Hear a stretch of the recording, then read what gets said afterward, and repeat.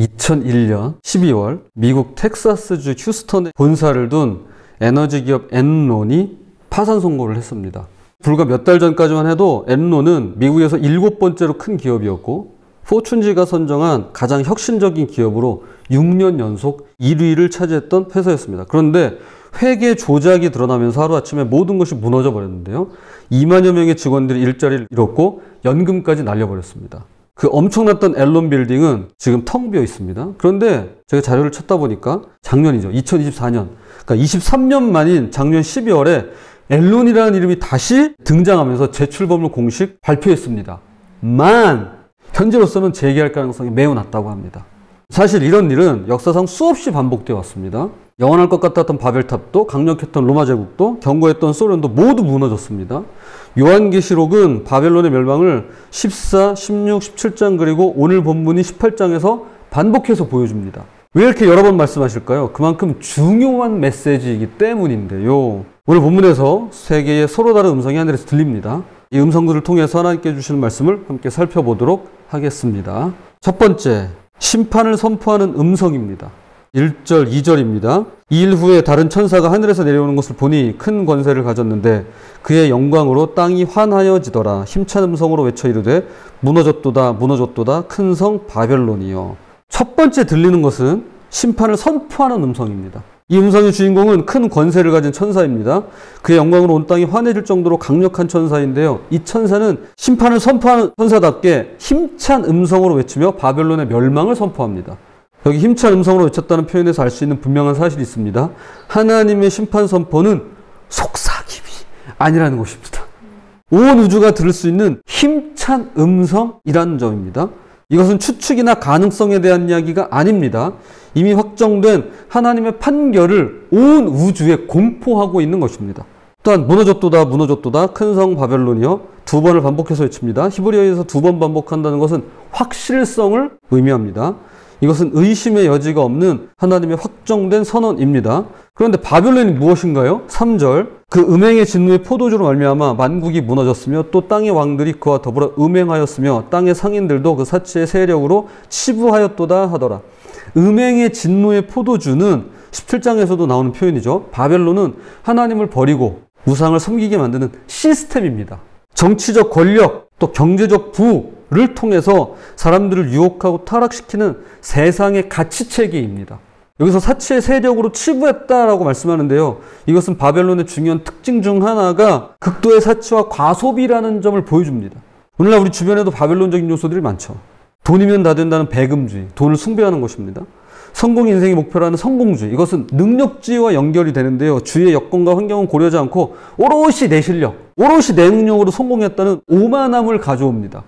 쾌락을 추구하는 향락주의, 그리고 끝없는 소비를 부추기는 물질주의, 물질적 만족을 최고의 가치로 삼죠. 이런 것들이 현대판 바벨론입니다. 이런 가치관들이 사람들로 하여금 하나님을 멀리하게 하고 결국 영적으로 타락하게 만들어내죠. 하늘에서 들리는 첫 번째 음성은 이런 바벨론적 가치관과 시스템이 반드시 심판받을 것이라고 선포하며 이것은 하나님의 확정된 판결입니다. 두 번째 음성은 구원을 부르는 음성입니다. 구원을 부르는 음성. 그런데 놀라운 일이 일어납니다. 자, 4절, 또 내가 들으니 하늘로부터 다른 음성이 나서 이르되 내 백성아 거기서 나와 그의 죄에 참여하지 말고 그가 받을 재앙들을 받지 말라. 이 음성은 첫 번째와 전혀 다릅니다. 심판의 음성이 힘차고 위험이 있었다면 이 음성은 사랑과 긍휼로 가득합니다. 자, 내 백성아라는 말씀에 주목해 보십시다. 이것은 하나님과 성도 사이의 특별한 관계 안에서만 부를 수 있는 사랑의 호칭입니다. 하나님께서는 심판을 선포하시면서도 그분의 백성들을 향해서는 사랑과 긍휼로 부르고 계십니다. 마치 소돔과 고모라에서 롯의 가족을 이끌어냈던 천사들처럼 하나님은 그분의 백성을 구원하시려고 애쓰고 계시는데요. 그래서 이렇게 말씀하십니다. 거기서 나오렴. 거기서 나와라. 이 말씀은 단순한 제안이 아닙니다.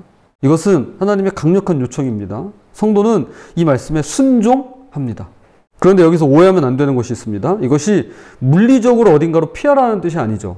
소돔과 고모라상을 피해서 물리적으로 어딘가로 피하라는 뜻이 아니죠. 우리는 이 세상이 사라지지 않는 한 이 세상에서 살아가야만 합니다. 학교도 다니고 직장도 다니고 사업도 해야 됩니다. 산속에 들어가는 것도 답이 아닙니다. 예수님도 광야에서 사탄에게 시험을 받으셨습니다. 광야에 나가 혼자 있으면 아무 일도 일어나지 않을 것 같지만 사탄이 시험합니다. 그럼 어디서 나오라는 걸까요? 바벨론의 가치관에서, 바벨론의 생각에서, 바벨론의 욕망에서 나오라는 것입니다. 우리는 세상을 벗어날 수는 없지만 세상의 가치관에서는 벗어날 수 있습니다. 우리는 사람들과 함께 사는 환경을 떠날 수는 없지만 사람들이 가진 세계관이나 인생관으로부터 떠날 수 있는 것입니다. 하지만 바벨론의 영향으로부터 완전히 자유로운 곳은 이 세상 어디에도 없습니다. 어디를 가든 바벨론적인 유혹은 여전히 있으니까요. 자, 그러면 어떻게 바벨론을 떠날 수 있을까요? 야고보서 4장 8절입니다. 하나님을 가까이 하라. 그리하면 너희를 가까이 하시리라. 죄인들아 손을 깨끗이 하라. 두 마음을 품은 자들아 마음을 성결하게 하라. 바벨론을 떠나는 유일한 출구, 그것은 하나님을 가까이 하는 겁니다. 그게 유일한 출구예요. 하나님과 관계가 깊어질수록 세상의 유혹에서 멀어집니다. 날마다 하나님을 가까이 하시기 바랍니다. 그러면 세상의 목소리보다 하나님의 음성이 더 크게 들릴 것입니다. 유일한 출구예요. 하나님을 가까이 하는 것. 어디를 가든 어디에 있든 누구를 만나든 하나님을 가까이 하시는 우리가 되었으면 좋겠습니다. 그런데 이때 우리의 태도가 중요한데요. 바벨론에 대해 어떤 태도를 취하면 좋을까요? 제가 늘 생각하던 거예요. 제가 가는 학교 이사장님에게 배웠는데요. 친절하되 단호하게. 사람들에게는 친절해야 합니다. 하지만 바벨론적인 가치관에 대해서는 단호해야 합니다. 단호해야 합니다. 확고하고 분명한 신앙의 자세를 가져야 합니다. 날마다 새로 고침을 통해서 구원으로 부르시는 그 사랑의 음성을 들으시는 우리 모두가 되었으면 좋겠습니다. 자, 세 번째, 승리를 약속하는 음성입니다. 승리를 약속하시는 음성입니다. 그럼 하나님께서 바벨론을 어떻게 심판하실까요? 계시록 18장 6절 7절 그가 준 그대로 그에게 주고 그의 행위대로 갑절을 갚아주고 그가 섞은 잔에도 갑절이나 섞어 그에게 주라. 그가 얼마나 자기를 영화롭게 하였으며 사치하였든지 그만큼 고통과 애통함으로 갚아주라. 이것은 하나님의 공의와 강하심을 드러냅니다. 자기를 영화롭게 한 만큼, 사치를 부린 만큼 그대로 갚아주신다는 것입니다. 아니, 갑절로 갚아주겠다고 말씀하십니다. 하나님의 심판은 정확하고 공정합니다.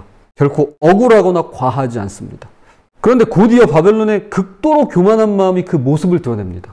7절 그가 마음에 말하기를 나는 여왕으로 앉은 자요 과부가 아니라 결단코 애통함을 당하지 아니하리라 하니. 얼마나 오만방자하고 교만이 하늘을 찌르는 태도인가요? 그러면서 이렇게 말합니다. 나는 여왕이다. 나는 절대 망하지 않는다. 나는 결코 애통함을 당하지 않는다. 슬퍼할 일이 없다. 라고 큰 소리 떵떵 칩니다. 아니, 잘못은 본인이 다 했는데 큰 소리 떵떵 쳐요. 이것이 악한 자들의 특징입니다. 무지하고 오만하며 허세를 부리고 큰 소리 칩니다. 왜일까요? 믿는 구석이 있으니까 그렇죠. 피해갈 길을 아니까 그렇죠. 자기는 당하지 않는다고 확신하니까 그렇죠. 그러니까 끝까지 저항하고 자신의 권력과 재물을 의지해서 하나님을 대적합니다. 하늘 높은 줄 모르는 어리석음이죠. 이게 어리석음이죠. 특별히 고액 체납자들을 볼 때마다 이런 생각이 들곤 합니다. 어떻게 저렇게 아나무인일 수 있을까? 얼마나 큰 소리 치고 오만하고 무리한지요. 국민으로서의 혜택은 다 누리면서 의무는 조금도 지지 않겠다는 태도로 큰 소리 칩니다. 그러나 8절 보세요. 그러므로 하루 동안에 그 재앙들이 이르리니 곧 사망과 애통함과 흉년이라. 그가 또한 불에 살라지리니 그를 심판하시는 주 하나님은 강하신 자이심이라. 애통함을 당하지 않겠다라고 큰 소리 떵떵 쳤지만 결국 돌아오는 것은 애통함입니다. 부유하다 그러면서 낭비하고 사치를 부렸지만 결국 돌아오는 것은 흉년이더라는 것입니다.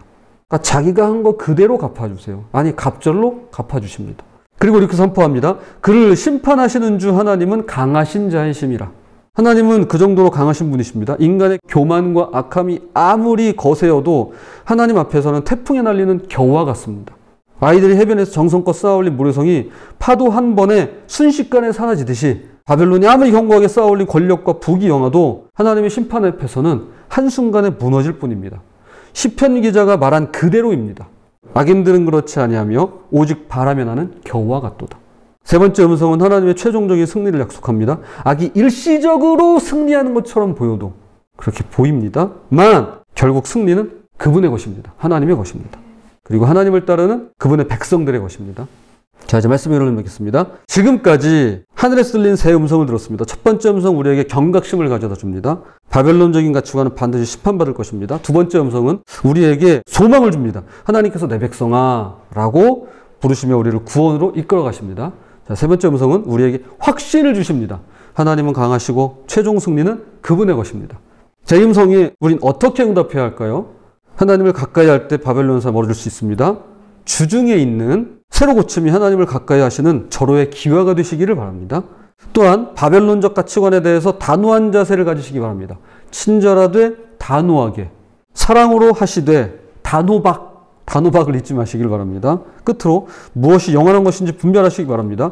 무엇이 일시적인가, 무엇이 영원한가 사이에서 영원한 것에 투자하는 그런 삶을 사시기를 바랍니다. 부디 바벨론의 소음이 아무리 크더라도 내 백성아 라고 부르시는 주님의 음성을 더 크게 들으시며 날마다 그 음성에 순종하고 힘을 얻는 저와 여러분이 되시기를 주님의 이름으로 부탁을 드립니다.